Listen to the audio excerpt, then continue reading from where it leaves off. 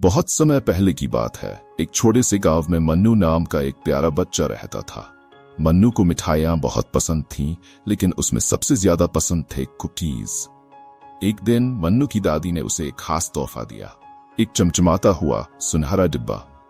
दादी ने कहा, मन्नू बेटा, ये डिब्बा जादुई है। हर दिन एक ही कुकी खाओ और बाकी को डिब्बे में छोड़ दो, वरना इसका जादू टूट जाएगा। मन्नू बहुत खुश हुआ। उसने डिब्बे को खोला और अंदर एक स्वादिष्ट चॉकलेट चिप कुकी देखी। उसने तुरंत कुकी खा ली और डिब्बे को बंद कर दिया। अगली सुबह मन्नू ने डिब्बा खोला और देखा कि उसमें एक और नई कुकी थी।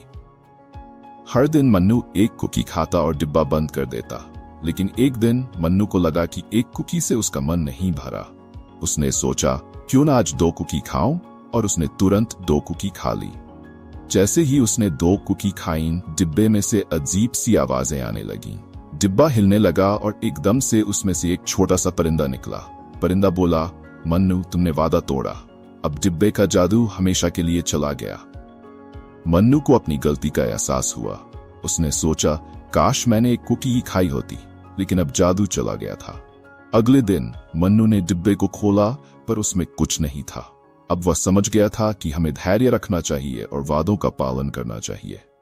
बच्चों, इस कहानी से हमें ये सीख मिलती है कि लालच बुरी बला है।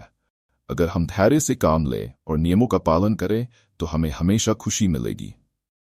तो बच्चों, अगली कहानी में फिर मिलेंगे। तब तक खुश रहो और नई नई कहानियां सुनते रहो।